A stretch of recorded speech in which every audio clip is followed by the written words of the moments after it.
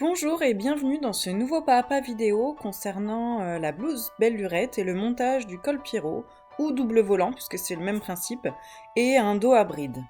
Donc avant de passer à la suite de cette vidéo, je voulais vous dire que vous avez déjà 2 vidéos complètes sur le montage de la blouse belle lurette du début à la fin. Donc là c'est vraiment un complément juste pour vous montrer en détail le montage du col donc Pierrot ou double volant qui est un peu spécifique par rapport aux autres. Et de la même façon vous montrer le montage du dos ouvert à bride. Donc voilà, c'est parti. On commence donc avec le montage du col.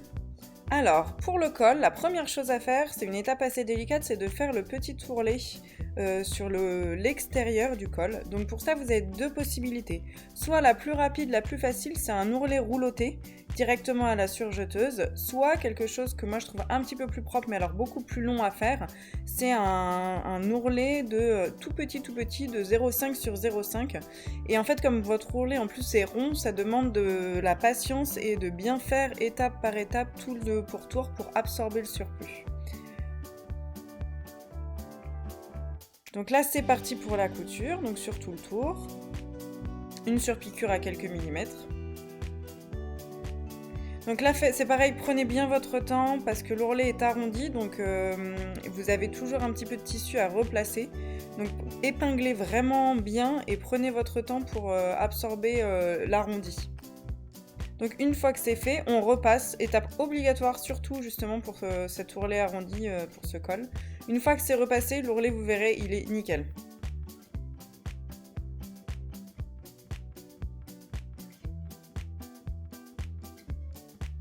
Donc voilà ce que ça donne une fois que le col est bien repassé. Vous faites la même chose sur le deuxième col si vous avez un col à double volant. Si vous avez uniquement un col Pierrot, vous avez à le faire que sur le grand col.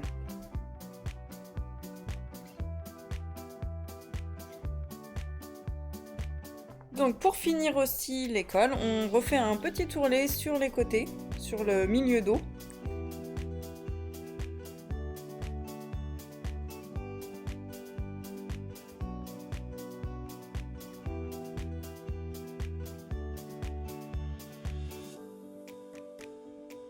Donc 0,5 sur 0,5 c'est petit, n'hésitez pas à bien épingler, surtout là par exemple j'ai de la viscose qui tient pas beaucoup, donc pour pas que ça glisse au moment de la couture.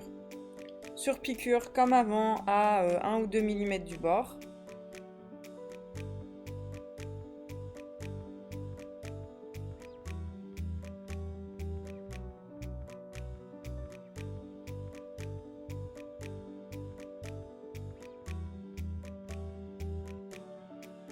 Et voilà ce que ça donne. On repasse comme on l'a fait précédemment, bien à plat pour que l'ourlet soit superbe. Donc ensuite on enchaîne avec l'étape des fronces. Donc là je couds juste mes 2 lignes de fronce sur l'intérieur du col. Donc de la même façon, si vous avez à chaque fois votre double col, vous le faites 2 fois. Si vous avez le col Pierrot simple, vous le faites que sur votre col évidemment. Donc deuxième ligne de fronce, donc une première, souvent je la fais à environ 0,7 et une à 1,5 cm. Donc pour faire des fronces, les lignes de fronce c'est assez classique, vous baissez la tension au minimum de votre point et vous allongez la longueur au maximum et vous faites vos 2 lignes de fronce. Après, on tire doucement sur les lignes de fronce, donc le col va se froncer et on va venir le positionner sur le buste que vous avez précédemment assemblé. Donc les bords du col vont venir se mettre à 1 cm des bords milieu dos parce qu'il faut penser après qu'il va y avoir la couture de la paremonture. Donc ces 1 cm là vont être repliés. Donc normalement vous avez fait votre cran à 1 cm. Vous alignez également le milieu col avec le milieu de l'encolure buste. Et vous avez des crans également sur le col à aligner avec les coutures d'épaule.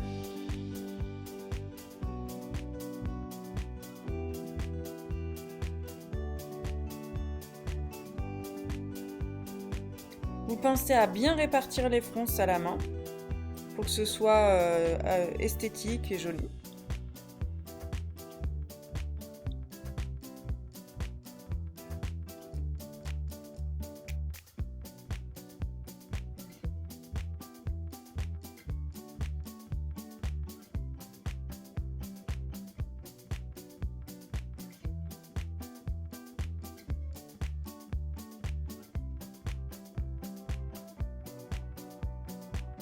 Et voilà ce que ça donne donc quand le col est épinglé. Alors, si vous avez le double col, vous avez d'abord le grand col dans un premier temps que vous épinglez sur votre buste et le petit col que vous allez venir épingler par-dessus. Si vous avez juste le col Pierrot, vous avez que le grand col. Et vous avez bien vu que je les assemble envers du col contre l'endroit du buste, c'est-à-dire tout simplement comme ils vont venir se positionner au final. Et voilà, on voit déjà le col qui commence à se former, qu'avec ces petits froufrous. On va venir coudre à 1 cm sur le bord de l'encolure. Donc là, profitez-en quand vous cousez pour bien vérifier la régularité de vos fronces et bien répartir à chaque fois bien les fronces.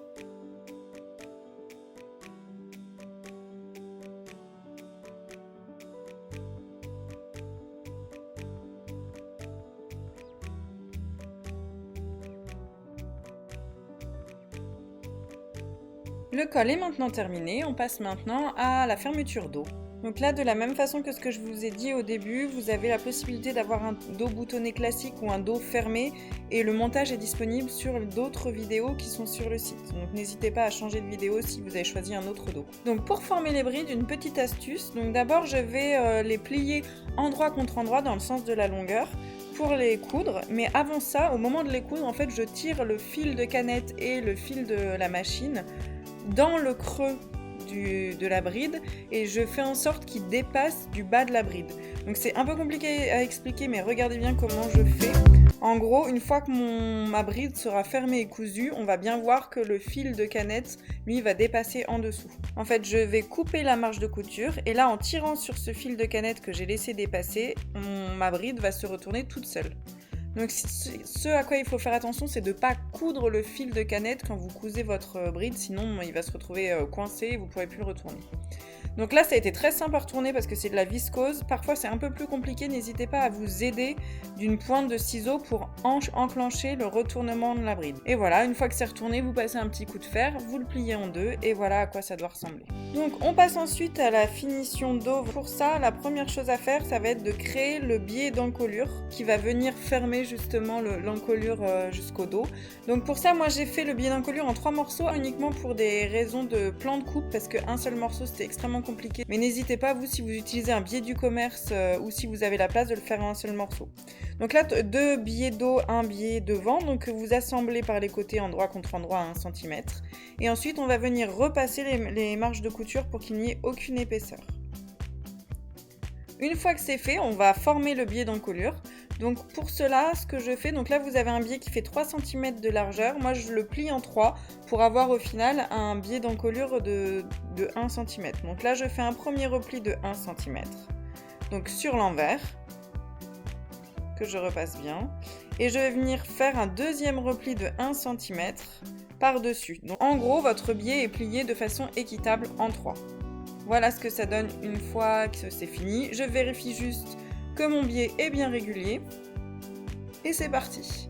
Avant de le coudre, ce que je vous conseille pour le biais, c'est de vérifier qu'il fasse bien la bonne longueur. Parce qu'en fait, en fonction de votre tissu, votre biais va plus ou moins s'étirer. Donc il faut vérifier que votre biais fait pile poil la même longueur que votre tour d'encolure. Là, c'est le cas, donc c'est bon. Il se peut très bien que votre biais soit un peu plus long parce qu'il s'est étiré au moment de la coupe. Du coup, n'hésitez pas à le recouper un petit peu pour que ça tombe pile poil comme l'encolure. Donc on passe ensuite à l'assemblage entre le biais et les parementures dos. Donc les parementures dos, vous les avez thermocollées et puis vous avez fait, alors moi j'ai fait un surjet sur les extérieurs, vous pouvez également faire un ourlet si votre tissu n'est pas trop épais. Donc pour assembler le biais avec les parementures, on va venir déplier le biais et assembler le haut du biais, le haut du bout du biais, avec le haut de la parementure endroit contre endroit. Donc là, les images parlent beaucoup mieux que les explications. Ensuite, vous faites attention de ne pas vriller le biais et vous allez venir faire la même chose à l'autre extrémité sur l'autre parementure. Vous faites attention que vos parementures, elles sont vraiment positionnées comme sur l'écran avec les surjets ou les ourlets sur les côtés extérieurs. Ensuite, on va venir juste coudre dans le repli du biais sur le haut des parementures pour assembler le biais aux parementures dans les angles.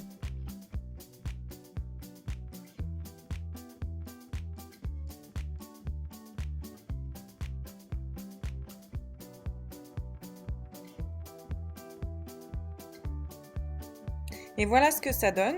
ça donne donc les deux parmentures sur les côtés, le biais qui est bien assemblé au-dessus. On repasse bien à plat et vous voyez, je fais passer le biais par-dessus la parmenture et tout de suite, on voit très bien la finition que ça va donner sur l'intérieur du vêtement. Pour le dos, on vient aussi juste fixer les brides avant d'assembler la parmenture avec le buste. Ça permettra que les brides soient vraiment très précisément fixées et qu'elles ne glissent pas. Donc pour les brides, vous faites un petit point à quelques millimètres du bord et vous faites en sorte que les deux bouts de la bride se touchent bien pour que ce soit joli. Bien bord à bord. Et voilà, on va venir ensuite assembler donc notre ensemble parmenture-biais sur le buste. Donc là, on le met endroit contre endroit. On va avoir les deux parmentures qui sont contre le bord du milieu dos du buste et puis le biais d'encolure qui va faire le tour de l'encolure. Alors, vous allez voir en épinglant que la parmenture n'arrive pas tout à fait en bas du buste, c'est normal puisqu'il ne faut pas qu'il y ait trop d'épaisseur sur l'ourlet. Voilà comment l'ourlet va se replier de cette façon-là et en fait va venir se positionner sur la parmenture au final. Vous faites attention que vos brides soient bien intégrées entre la parmenture et le buste. Et après, voilà, vous dépliez le biais et vous allez venir épingler le bord du biais endroit contre endroit sur l'encolure, comme un biais d'encolure classique. Si vous avez un tissu qui est un peu transparent ou si vous voulez ne pas avoir de parmenture, vous pouvez très bien remplacer les parmentures sur le milieu dos par des biais, mais en revanche vous aurez une couture visible sur l'extérieur puisqu'une fois que vous aurez replié votre biais, vous allez être obligé de surpiquer. Donc pour le biais, vous marquez bien vos milieux d'encolure et quarts d'encolure pour bien répartir le biais sur toute l'encolure. Faire coïncider les milieux buste, milieu biais, etc.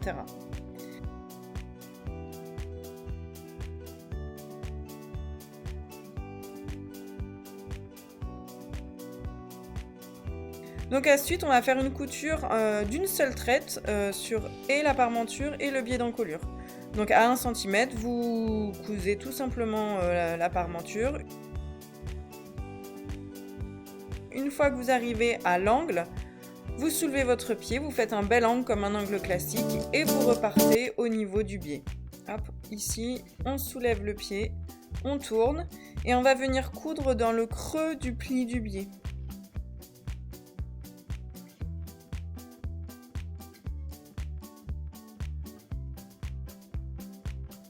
Donc voilà ce que ça donne une fois que c'est assemblé. La dernière chose qu'on va faire avant de retourner, c'est de venir sous-piquer la parmenture, donc pour pas qu'elle bouge. Donc vous voyez que je couche la marge de couture vers la parmenture, je remets sur l'endroit et on va venir surpiquer juste à droite de la couture sur la parmenture avec la marge de couture qui est bien repliée vers la parmenture.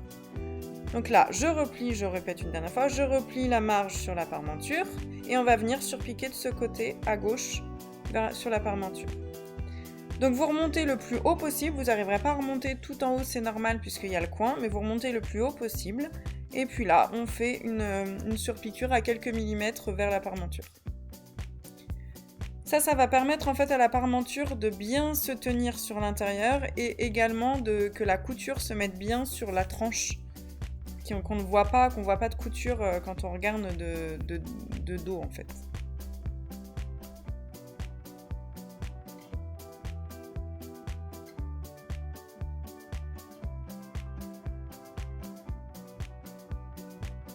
Donc voilà, là on voit bien que la sous-piqûre tient la parmenture vers l'intérieur. Et la dernière chose à faire, ça va être de dégarnir les angles et éventuellement la marge de couture de l'encolure. Donc là, regardez ce que ça va donner une fois que c'est retourné. On va avoir une finition qui est nickel, c'est vraiment l'objectif de faire tout ce travail-là. Mais avant ça, donc vous pouvez avoir des épaisseurs, puisque si vous avez 2 cols plus le biais, plus la parmenture, ça fait quand même quelques épaisseurs. Donc n'hésitez pas à dégarnir l'angle et à dégarnir. Donc moi là, je vais dégarnir toute la marge de couture de l'encolure. Si vous voyez que vous n'avez pas d'épaisseur, normalement avec un seul col et un tissu pas épais, vous n'avez pas besoin de dégarnir. Et on passe évidemment à l'étape de repassage qui est hyper importante là. Donc vous remettez bien la parmenture à plat, vous voyez je fais rouler un petit peu la couture vers le bord pour que ça reste bien sur la tranche.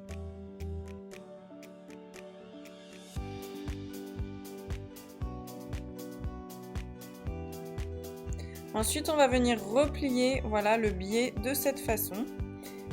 Et le col, lui, viendra de cette façon-là. Alors, pour le biais, il n'y a rien de compliqué. Il faut juste bien faire attention de ne pas prendre le col dans la couture. Donc le col, vous le dépliez. Et le biais, vous venez juste le replier comme il a été préformé au fer. Il va se replier tout seul sur le buste. Et on va venir épingler comme ça. Comme tout à l'heure, l'encolure est arrondie. Donc n'hésitez pas à bien étaler votre buste et à bien étirer légèrement votre encolure pour que le biais se forme bien.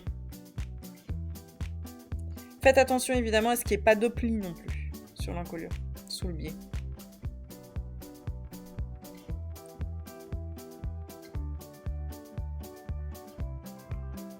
Et on va venir surpiquer au bord du biais.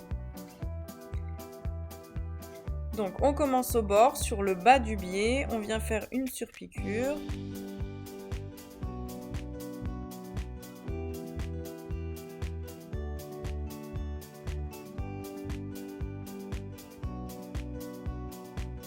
Et c'est parti pour l'étape finale, le repassage pour bien écraser le biais envers et endroit. Donc ce qu'on voit là, voilà, la couture, il y a une petite couture à 1 cm sous l'encolure mais qui est cachée par le col.